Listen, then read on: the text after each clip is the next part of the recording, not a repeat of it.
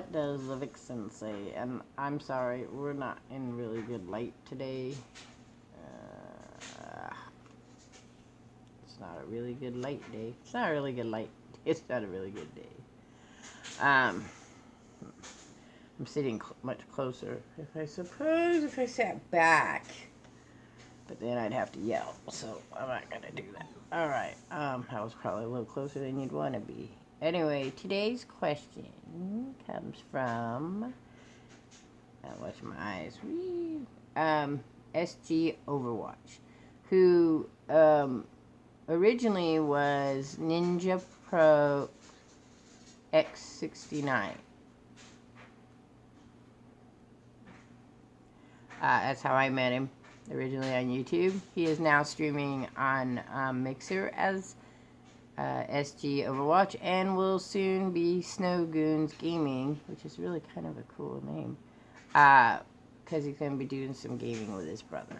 Anyway, this is his shout out for asking this question. And his question was, what are my predictions for YouTube? Now, there's two different kinds of questions there. One is, what do I think is going to happen to YouTube in 2019? And what would I like to see happen in 2019? Alright, so I'm going to address first my predictions of YouTube, which is kind of hard to do if you think about it, because YouTube is a business now. I mean, at one point in time, maybe it wasn't quite a business, but now it's a business. And they make an awful lot of money. And they would like to keep most of that money within the YouTube organization, I am almost sure of. They are slowly making it more mainstream, I think, is how I would say with that. And trying to find ways of eliminating those that are less than mainstream. It kind of happens, I think, when you were a company that didn't do any censoring, then became big, and now have to do censoring. That's just how the things go. And censoring, of course, is, as always, a two-sided coin. It is helpful and benefit in some ways, and not helpful and benefit in other ways. So, I'm really not the person to ask about YouTube, because of the three, YouTube, Twitch, and Mixer, I prefer Mixer. I like how their business style is and what they're trying to do in their community, rather than what YouTube and or Twitch are doing. Twitch standards are a little better than YouTube's, so they have a pretty much a policy of their, they go through and make sure they're taking tight reins on their business, but they too are a business. And they're actually a very proficient business. So what are my predictions for YouTube? I think you're still going to see more and more of them getting rid of the smaller creators and the less professional style creators, and the creators that don't fit their image, whatever that image might be. We kind of know their image is more about how to pull in the people that are the money makers. So, like, what was an example that I seen? David Letterman, or, not David Letterman, what's it? Late Night with what's name? I can't remember his name now. Stuff like that, where they're putting in slots, they're allowing slots in that, and they're putting advertisement on those slots. And, the issue with that is that those particular shows already have the mainstream cable, because you don't really get much air anymore. I'm not even sure many TV channels are actually still producing air quality channels. So you've got these cable company style things that are coming over on YouTube. And that kind of makes sense too, because you have like Netflix and Hulu, and things like that are kind of taking that place of cable, and cable's like, so cable is doing a lot more of the internet stuff too, I've seen. And then you've got companies like CBS has got its own streaming network, and NBC has its own streaming network, which NBC is owned by, or is it ABC? Either ABC, I think it's ABC. ABC is owned by Disney. So, and Disney is doing its own streaming stuff. So, what I see is that YouTube is I notice now you can't stars through YouTube.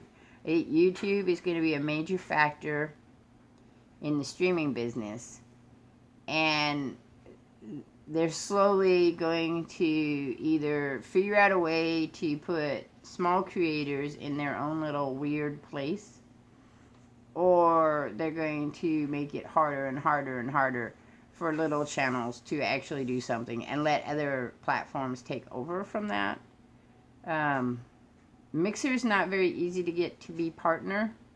I think of the three, Twitch is the easiest. So for gamers, Twitch really is going to end up being the place to go. But Twitch doesn't have a real setup for vlogs and things like that I have noticed. Now, I know that people do TV shows on there. They do all kinds of stuff on there. And they also have a lot of their own kind of stuff like YouTube does. So, if you just want to be a creator, I think there's probably other places that you're going to have to start looking for. I know there are more platforms out there. I had a whole list of platforms, video platforms, ones that don't charge you to put stuff up, and will actually, after a period of time, some of them will pay you. So it's just a matter of finding them and being able to stream to them. SG, I don't know why I want to call him SM, sorry. SG Overwatch stated that his brother has found one called Omelette, which allows you to stream from the Xbox to YouTube. My plans for my channel is YouTube is going to be pretty, for a while that'll be the main platform until I can get my mixer up. And then YouTube will be like secondary to mixer. I think that I have to wait and see how it goes. I, myself, am not ever going to do AdSense, which is probably why I like mixer, because they don't have the AdSense style. Now, that's not to say they won't change it down the road, but they don't really do the AdSense in the same way as Twitch and YouTube. What they do is they give you options to do other things outside of mixers. So you can do like this one that's for contest, and then there's one for independent sponsoring, and there's one where I can't remember the name of it. It's in my creator chat. Hang on here, I'll find it. My creator couch. In my creator couch on Discord, I put these things so you can find them. It's called Geknip. So what Geknip does is companies out there will allow certain amounts of sponsors, and they find you the sponsors and hook you up with them. And then you also, when you go out to when people buy stuff online, part of that money will come to you. As a creator. So that's what Mixer does. But predictions for YouTube, I don't really have predictions for YouTube. I don't really pay much attention to what's going on with YouTube. I have seen through, I'll tell you what, if you really want to know about YouTube, one of the channels to really watch is Philip DeFranco. He keeps up on a lot of what's going on with YouTube. So that's the channel I would say to go to for knowing what's going on. And then YouTube, of course, has their own like video creator content, I think. Video influencers. That one's a good one to watch. And then, player.gg is for contests. So if you're a creator and you want to get more people to come and watch and this is not just Mixer. You can do it for Twitch, I think, and you can do it for YouTube. PewDiePie used to do it all the time. I don't know that he does it as much. I don't watch him as much, but he's another one. If you want to know what's going on with YouTube, I would watch. I keep, kind of do an eye every once in a while on PewDiePie and see what's going on with him. And then, because, what was I saying? Oh, and so player.gg ends up where you do the contests. So you give away, what's off the top of your head? I seen one on Twitter that was for an Xbox in the Bumblebee style. So it had Bumblebee from the Transformers and yellow controllers. And so to enter into it, you had to retweet on Twitter and say something. But technically, for a player .gg, what you would do is you would enter by following on Mixer, following on Twitch, following on YouTube, following on Twitter, following in the Discord, and all of those would be entries. I found it through Majiger, who is a Mixer that I watch, a Mixer creator, and she gives away, I guess Mixer gives certain amounts of Pro away, and you get more Sparks for Pro, so she does that. Here I am rambling about stuff about Mixer instead of YouTube.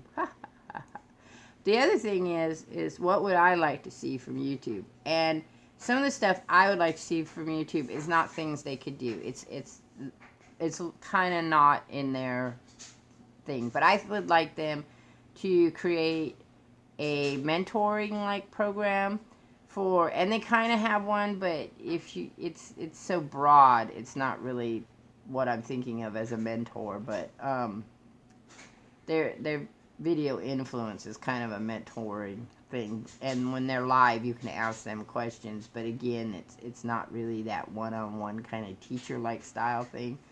But I think that if they had areas that were more spotlighting on earlier beginning creators, that would be a plus. That's one of the things Mixer does.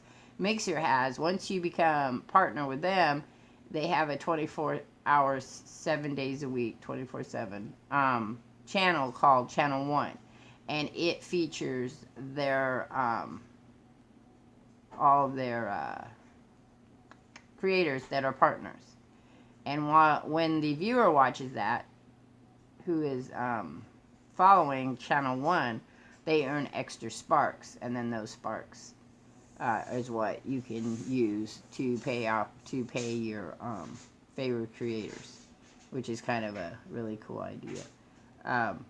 But I think that that's something I would like to see YouTube do. I would like to see YouTube have an area that features up and rising, and not people that have hit 1,000, people that are below 1,000, people that are doing stuff. Casey Neistat did it for a little while. PewDiePie had did it for a little while. I think that if more of if YouTube doesn't want to do, if they don't want to create a channel where they kind of run through, people, which they kind of do with the video influencers and YouTube Academy, but if maybe if more of the top people that are over 1 million, people that are over 10 million, were to do a spotlight every month, that would be absolutely awesome, I think. Twitch too, if they did something like that. Maybe they do and I just haven't seen it. I mean, it's possible, so let me know in the comments. Okay, so that's it. I mean, I'm not really a YouTube person anymore. And I'm sorry that I don't have more energy today and more excitement. My neck and my back are bothering me. I didn't sleep well, so. And I tried to think about researching this, but I didn't know how you could research something about predictions like this. Really, it's about knowing what you're going to predict about, and I'm not really.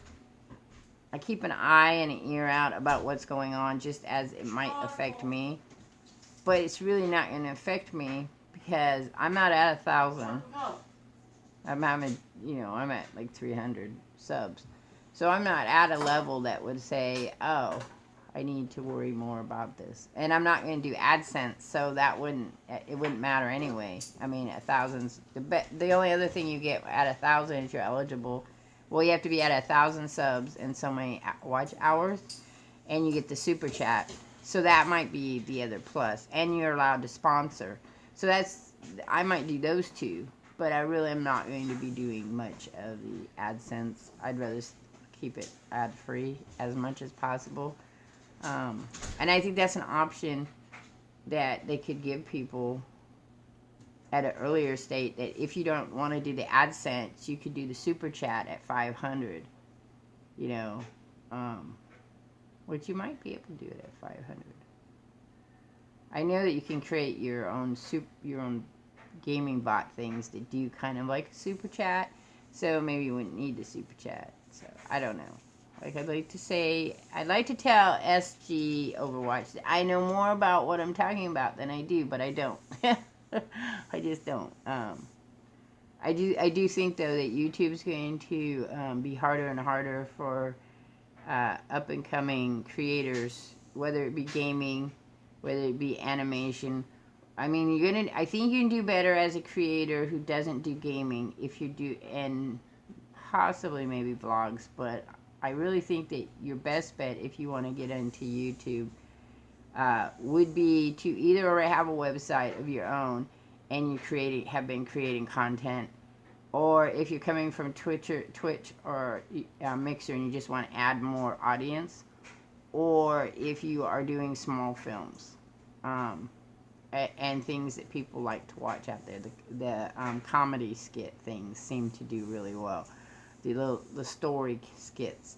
I've been told that reading creepypasta seems to do really well, which I'm not going to read creepypasta, but I will be reading some of my own stories and creating animations and stuff for them and seeing if people want to do some readings for me.